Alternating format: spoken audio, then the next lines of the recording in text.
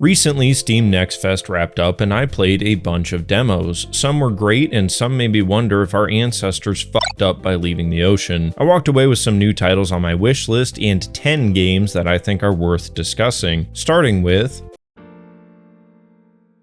Streets of Rogue 2 is a follow-up to the 2019 game which I can't remember the name of, but I'll put on the screen when I'm editing. It was made by a solo developer, Matt Dabrowski, and is published by Tiny Build Games. In Streets of Rogue, you make a character and get plopped into a randomly generated world with cities and rural areas. From that point forward, you can do pretty much whatever you want. On my first run, I decided to follow what appeared to be the tutorial missions before striking out on my own and becoming a complete dickhead, smashing up businesses and murdering chickens for sport and pleasure. The gameplay is somewhat similar to the first two Grand Theft Auto games. The camera is high in the sky, chaos can break out at any moment, and action takes place in a modern-esque rendition of cities. The difference is how open-ended Streets of Rogue felt, along with the RPG elements that are synonymous with the roguelike genre. Doing pretty much anything grants XP, which gives you perk points at each level. A lot of stuff isn't working in the demo build, but what I saw has a lot of promise. The game has a nice visual style, interesting mechanics, and was just straight up fun to play. Considering the first one is so beloved, I'm sure this one's in good hands as well. I slapped it on my wish list, but the full release is likely a ways away. Rather, it will be hitting early access at some point in the near future.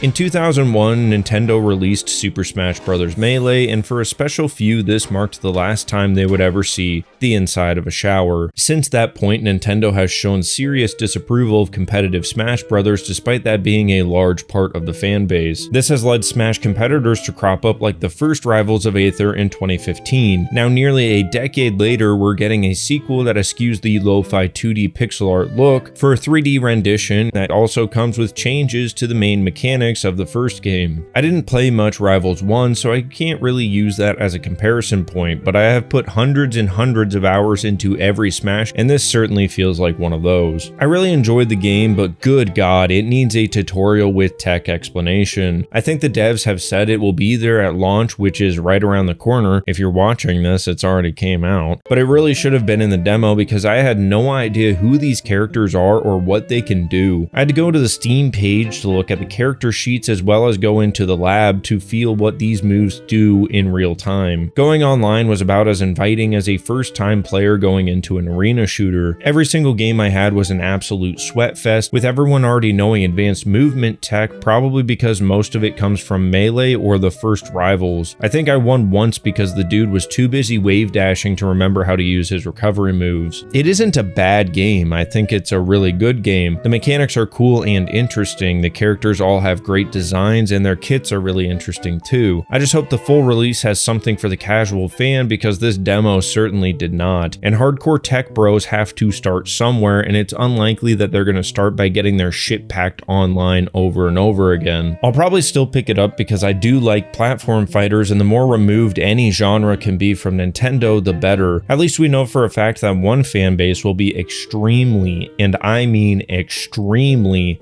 happy with the final product.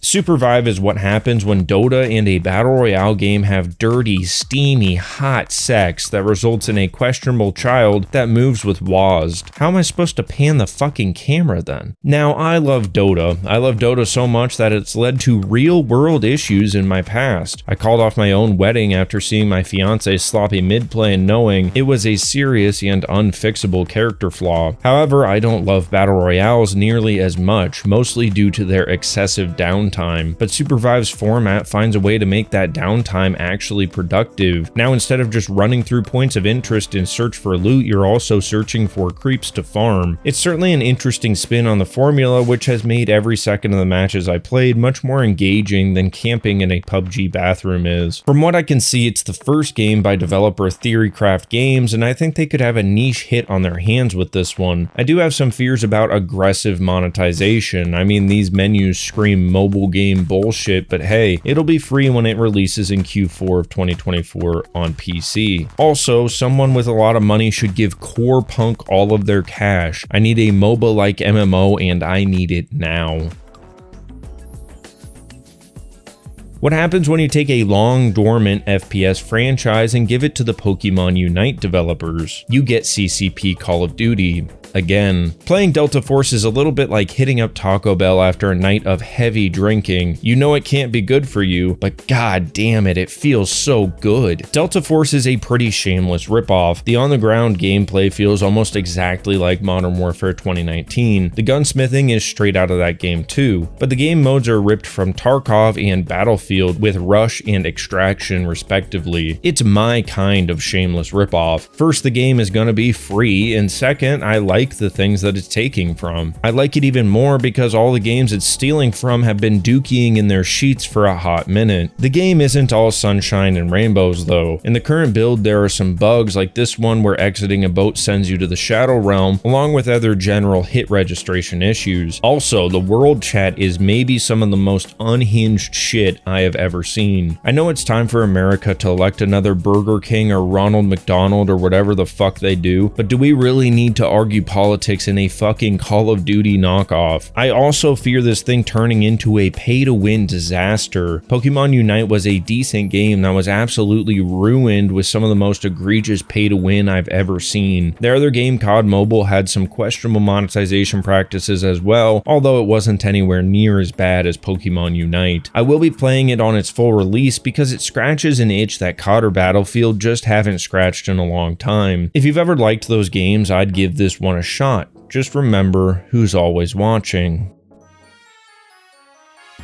Mainframes is a game that's been on my wish list after seeing a sick looking trailer for it a few months back, and after playing it, yeah, it's pretty sick. In Mainframes, you play as a floppy disk man who runs through some Windows 3.1-esque desktops with different platforms and power-ups. Since all the levels take place on an old school Windows desktop or old school Mac OS for you extremely cultured gentlemen out there, it means all the windows can be moved around the screen. This quickly creates some tricky scenarios where you're jumping around and moving platforms around in real time. This really goes off the rails when there's other things like icons that are introduced which can act like jump pads. It's a crazy demo that had more creativity than I anticipated, especially considering the development seems to be a solo effort. The writing was also pretty funny, breaking the fourth wall on demos and their role as a promotional tool. It turned my floppy disk into a solid state despite its short runtime. You'd be doing yourself a massive disservice to miss out on this one, and we will be making a purchase when it releases sometime next year.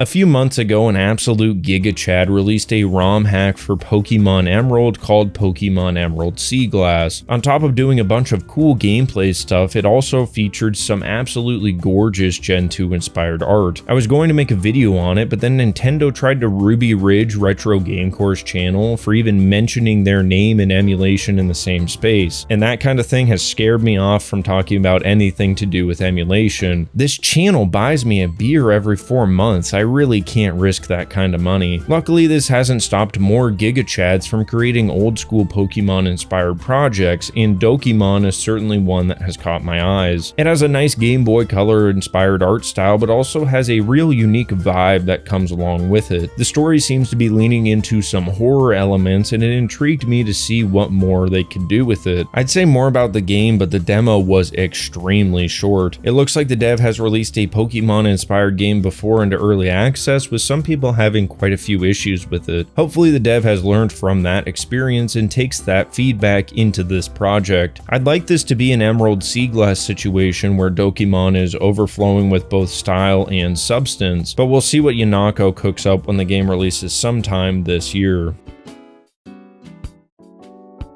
This is one of the worst pieces of shit I have ever played. This shit plays worse than fucking My Sims. This looks worse than Animal Village on the motherfucking N64. Cozy Campfire Friends has the most brain-dead mobile-ass gameplay this side of an iPod Touch game from 2012. I don't think this would have passed Gameloft's quality control, and they published actual turds back then. Run around, wait for timers, click on stuff. It's like Animal Crossing with way less less soul. Sorry, I meant absolutely no soul. How do you see people complaining about the new Animal Crossing villagers having no real character and think, we should replace them all with ChatGPT? The pie-in-the-sky dream of playing a game where NPCs have endless dialogue just like a person in real life is undeniably cool. Of all the AI ideas to come to video games, that's really a no-brainer. I'm just not sure that the technology is there yet, and if it is not in this game. What is here is terrible mobilized gameplay and conversations that are less interesting than the ones I had with Cleverbot when I was a fucking toddler. This game needs some serious time in the oven before I would even consider giving it another look. It could be something interesting someday, but this UI tells me that day is not anytime soon. Have you ever played Pikmin and thought, man, this would be way cooler if Olimar was an ant? Then boy, do I have the game for you. Empire of the Ants is an RTS that monkey-brained people like me can understand. Instead of seeing things from the skies, you're on the ground as sort of an ant commander, and instead of controlling a bunch of individual ants, you're controlling unit types that are grouped together. That cuts down on micromanaging, which can be a barrier for some people trying to play more traditional RTS games. The closest comparison really is Pikmin. If Pikmin was a little bit more standard in other areas, then this would be the game. You'll be building bases to farm resources to build greater armies and attack map objectives, no different than any other RTS. But being on the ground in the action adds a lot to the experience. Being a little ant running around these big bug armies is fun, and it's intuitive to control and understand. There's just not enough games that take place from this super tiny perspective. The last one I played was Grounded, and that gimmick made me love the game way more than 99% of other survival games. It also has the best co-op survival save mechanic in any video game I've ever played. Every game needs this, and I'm not even joking. The full release for this one is seriously right around the corner, and this demo made me slap it on the wish list right away. Pizza Tower. With that out of the way, let's talk about Anton Blast. Anton Blast is what happens when Nintendo finally lets the Wario Land devs hit the fucking booth. I know most video games can give you seizures, but good lord, Anton Blast could probably infect a healthy person with epilepsy, and that's meant as extremely high praise. Playing Anton Blast is a cacophonous symphony of crunchy sound effects and manic music, accompanied by vivid images of a deranged world. It's the type of shit that'll make you speak in tongues and RKO a senior citizen. The movement feels like butter, the graphics remind me of old humongous entertainment games like Spy Fox, the animation reminds me of Saturday mornings, and the whole package reminds me of the best that Wario has ever given us. If you like 2D platformers and this isn't on your radar, then allow me to put it there for you. Great demo, great style, absolutely cannot wait for the full game later this year. The final demo I played was The Rise of the Golden Idol, and I honestly didn't expect much going in. I love video games for a lot of things, but my favorite and least favorite aspect has always been the puzzles. It's probably because puzzles are one of the most difficult things to design. If puzzles are too easy, they feel like tedious busy work, and if they're too hard, they make me feel like a highly regarded individual. But that aha feeling of the pieces coming together is one of the most satisfying things that a game can provide, and in the short demo for Rise of the Golden Idol, I felt that more than once. The setup for the game is really simple. You're plopped into a scenario where someone has died. It's your job to find out who that person is, how they ended up in this precarious situation, and who sent them to the devil's doorstep. This is all done by collecting words which appear as you look at different parts of the environment. Each case, for lack of a better word, is confined to a single screen, which makes everything very compartmentalized. There's nothing worse than these types of games that demand you to remember something from like 14 hours ago. The game also gives you different tools to keep your information straight, eliminating the need for taking down handwritten notes. It's a sequel to the 2022 game Case of the Golden Idol, but I don't think that it's necessary to play that one before you do play this one. I've never heard of that game, but after seeing the art style and seeing that it shares the same kind of gameplay, I think I've got a game that I need to check out. If you like puzzle games, fun art, and murder, then this might be for you when it fully releases in November of this year. If these 10 games didn't give you something to be excited about, then I would talk to your therapist. And until then, I'll see you in the next one. That's right, we're Japanese.